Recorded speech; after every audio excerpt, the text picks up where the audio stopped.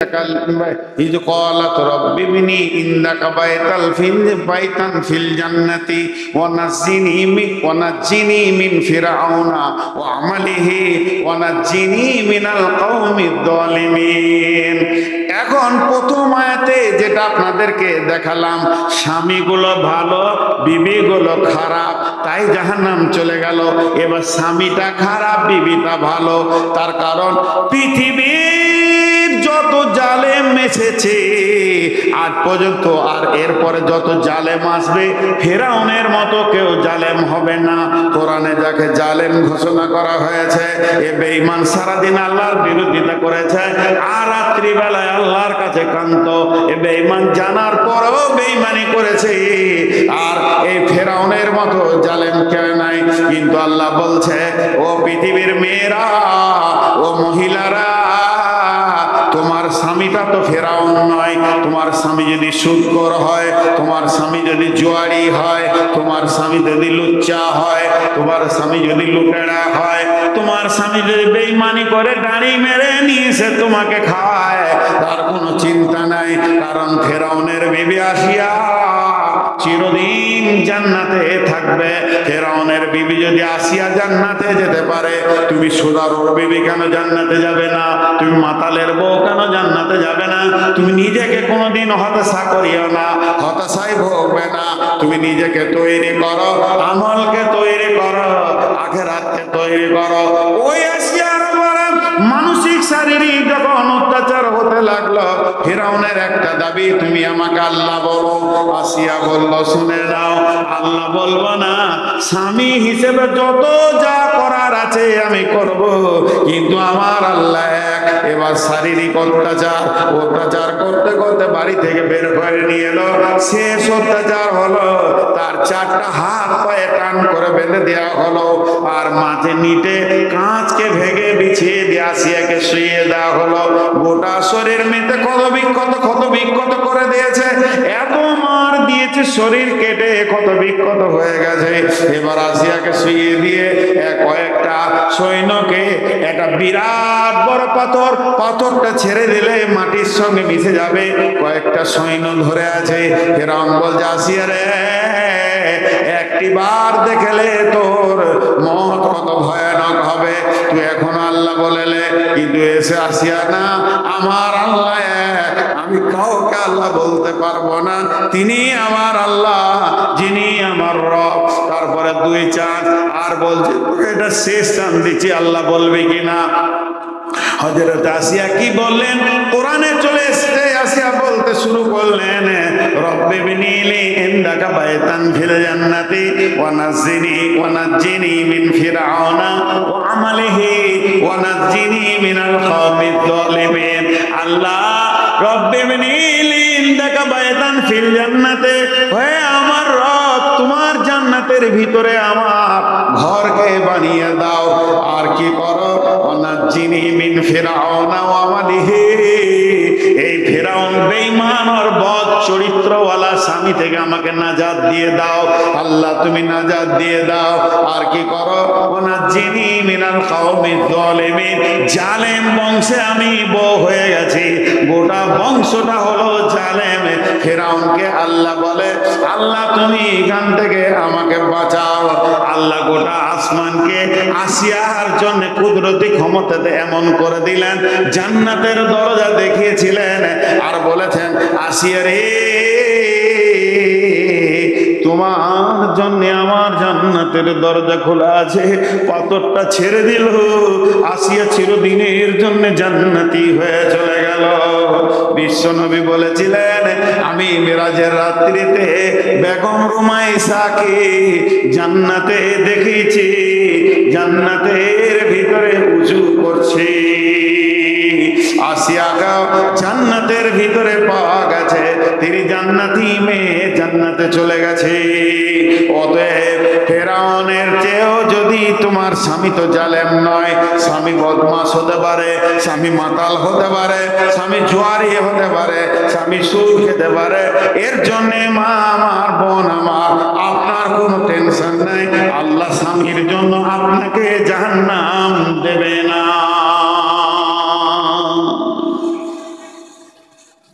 আর একটা আয়াত আছে, আর ও মৌলানা চলে গেছেন নাকি?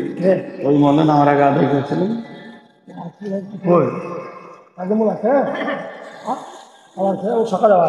ও জি, 12টা বেজে গেল। আর একটা আয়াতে তর্জমা করে আজকের মতো সমাপনী দিব ইনশাআল্লাহ। হ্যাঁ, 100। এবার যারা যুবতী মেয়ে, মানে যাদের স্বামী নাই, তারা কি করবে? আহা, ওরা ভাবছে আল্লাহ হয়তো আমাদেরকে দিয়ে বিচার করতে পারবে না। আল্লাহ বলছে শোন, বিসমিল্লাহির রহমানির রহিম, ওয়া মারিয়াম বানাত ইমরানা আল্লাতী আহসানাত ফারজাহা ফানাফাখনা ফীহি মির রূহিনা ওয়া সাদ্দাকাত বিকালিমাতি রাব্বিহা ওয়া কুতুবিহি ওয়া কানাত মিনাল কানিতিন। পৃথিবীতে একটা যুবতী নারী আছে যাকে জীবনেও কোনো পুরুষ গায়ে হাত দেয়নি। একটা এমন মেয়ে আছে যাকে কোনো পুরুষ ওর গায়ে হাত দেয়নি, ভাই বাপ ছাড়া। সেই মেয়েটার নাম কোরআনে এসেছে, তার নামে একটা সূরাও আছে, মেয়েটার নাম হলো মারিয়াম। আল্লাহ বলছেন, যুবতীর দল, যত যুবতী আছো আমার বিটি, সমস্ত যুবতীদেরকে বলছি, আল্লাহ বলছে তোমাদের জন্য আমি মারিয়ামকে রেডি করে রেখেছি। সে এমন একজন মহিলা ছিল, তার গায়ে কোনো পুরুষ হাত দেয়নি। একটা কথা 3 বার বলবো, আল্লাতী আহসানাত ফারজাহা, আল্লাতী আহসানাত ফারজাহা, আল্লাতী আহসানাত ফারজাহা। এর বাংলা একদম দিতে পারবো না, হালকা করে দিছি। মেয়েদের সরঙ্গাকে, মেয়েদের সরঙ্গাকে, স্ত্রীলিঙ্গকে ফারজে বলা হয়। এখানে আল্লাহ ফারজাহা বলেছেন, আল্লাতী আহসানাত ফারজাহা। এই কথাটা কত সুন্দর কথা।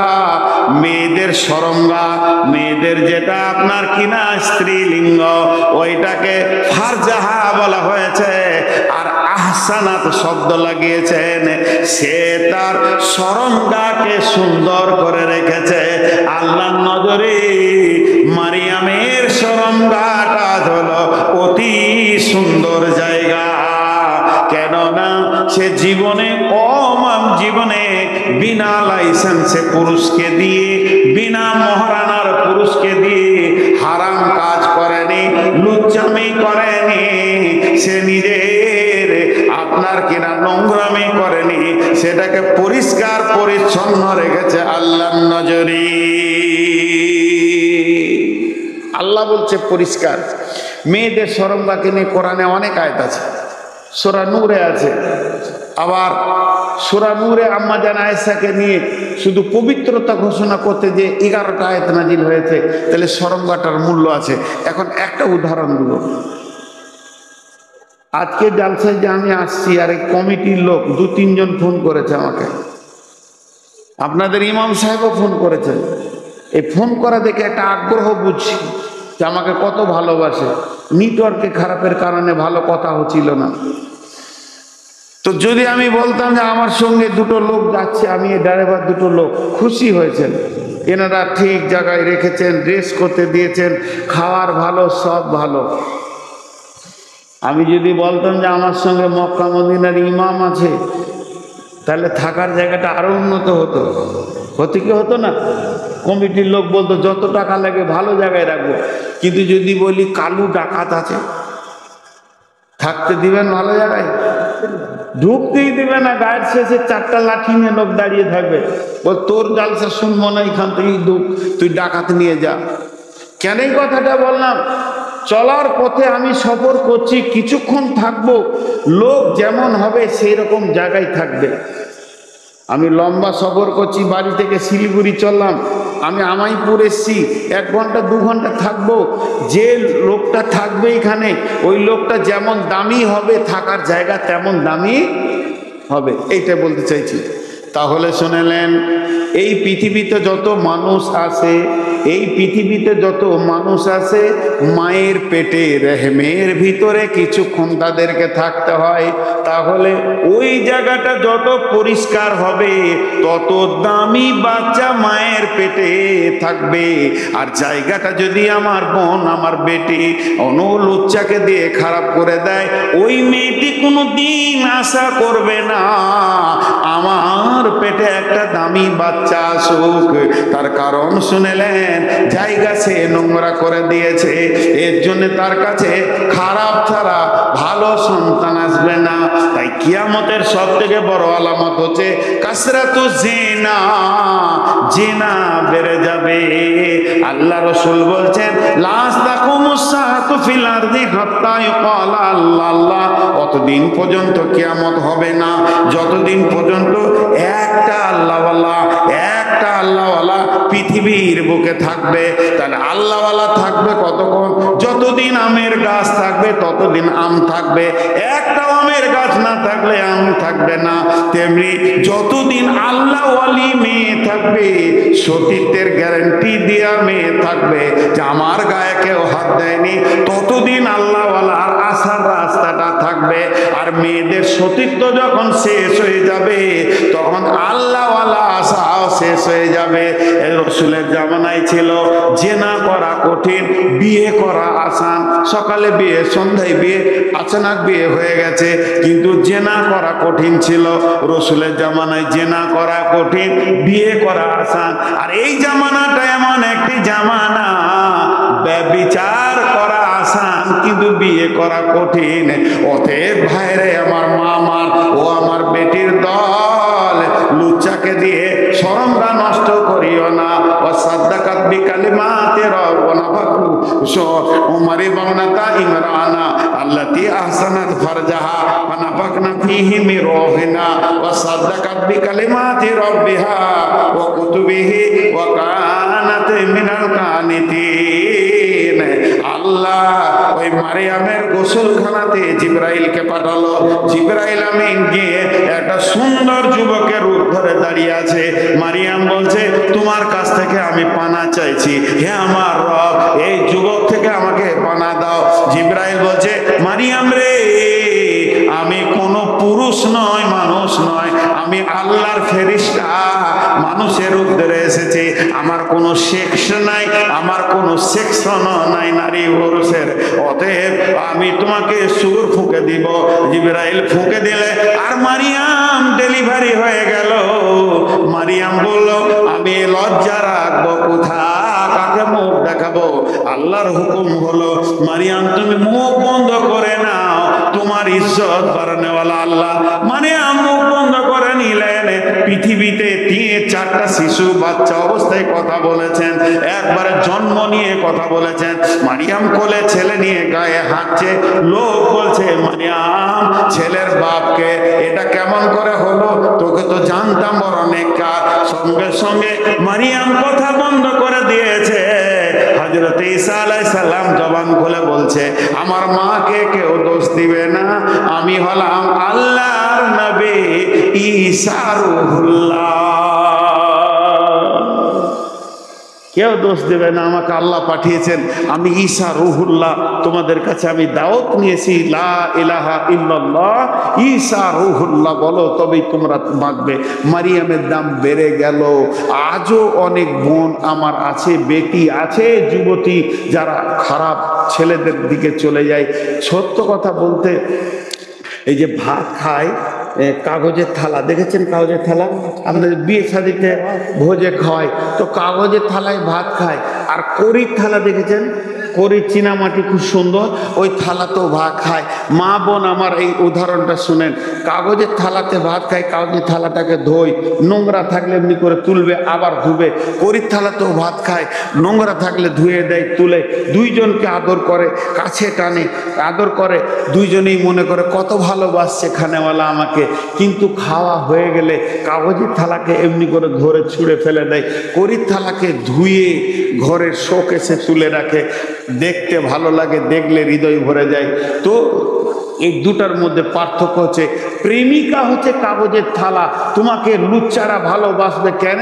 খাওয়ার জন্যে লুটা হয়ে গেলে তোমাকে ছুঁড়ে ফেলে দিবে কাগজের থালার মতো।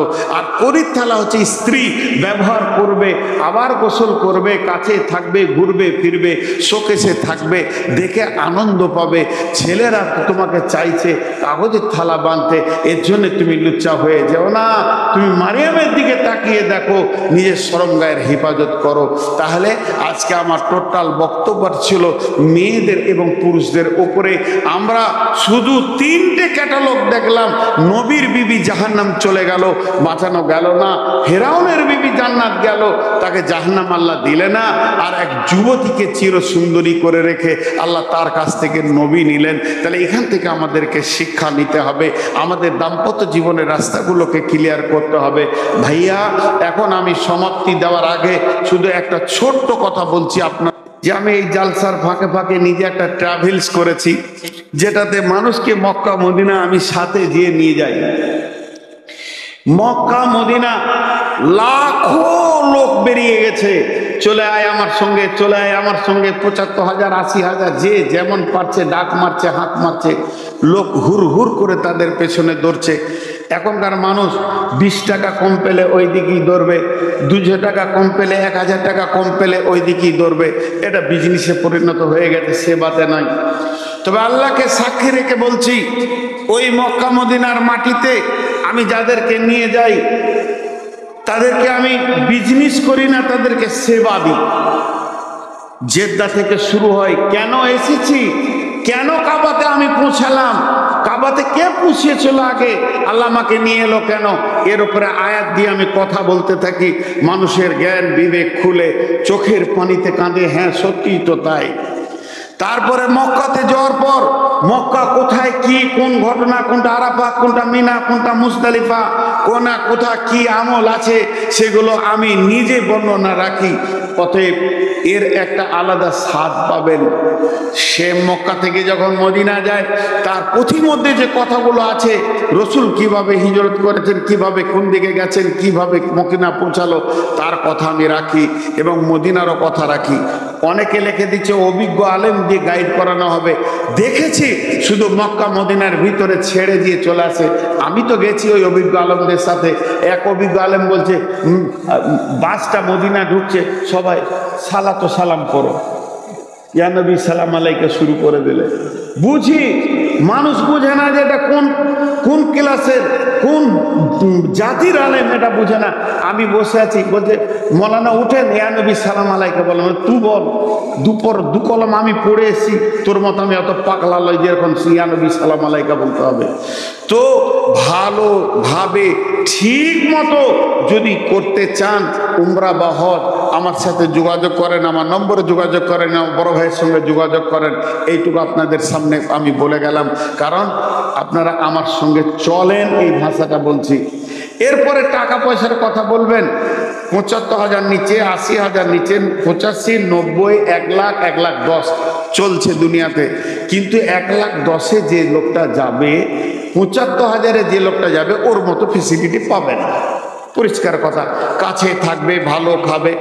আমি বলছি আপনাদেরকে ভালো খেতে দিব না। অনেকে লেখছে ভালো ভালো খাবার আমি দিব না, নুন দিয়ে ভাত দিব। আমি বলছি বিছানা দিব না, চাদর পেরে গামছা পেরে শুবেন। কিন্তু চলেন, আপনাকে আমি মক্কা মদিনার আসল ইতিহাসগুলো দেবো, লাভ হবে। আমার ট্রাভেলসে এই বছরে যেটা আমি কোরবানির পরে যাব, সফর করব, এই এপ্রিল মাসের ভিতরে যদি কেউ পাসপোর্ট দেয়, এপ্রিল আর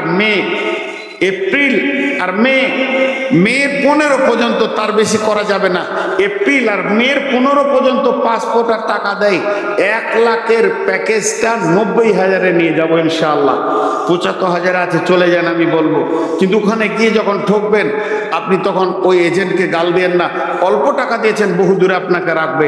কিন্তু আমার সঙ্গে চলেন, আমি যেমনটি মানুষ আপনারা ভাবছেন, আপনাদের সঙ্গে কথা বলছি, সেম ওখানে গিয়ে সার্ভিস পাবেন। 1 লাখের প্যাকেজটা 90,000-এ নিয়ে যাব মের 15 পর্যন্ত টাকা পাসপোর্ট দিলে। এবার মের 15 পর থেকে দিলে ওই প্যাকেজেই যারা যাবে 1 লাখ লাগবে, কারণ আমি টিকিটটা এটাই সস্তা পাচ্ছি, ওইটা টিকিটটা সস্তায় পাবো না। আগে থেকে টিকিটটা আমি বুকিং দিলে সস্তায় পাচ্ছি। আমি প্লেনের সঙ্গে কথা বলেছি, কথা চলছে, আর ওই দিকে গেলে তখন আমাকে তৎকাল হবে। আবার যদি জোয়ার 3 দিন আগে যেতে চান তাহলে তৎকাল চার্জ 25,000 টাকা লেগে যাবে, হিসাব একটা আছে। তো মের 15 তারিখ পর্যন্ত, এপ্রিল মে 15 তারিখ পর্যন্ত পাসপোর্টের টাকা যদি জমা দিতে পারেন তো ইনশাআল্লাহ 1 লাখের প্যাকেজটা 90,000-এ আপনাকে সফর করাবো। আমার কথা বলা শেষ।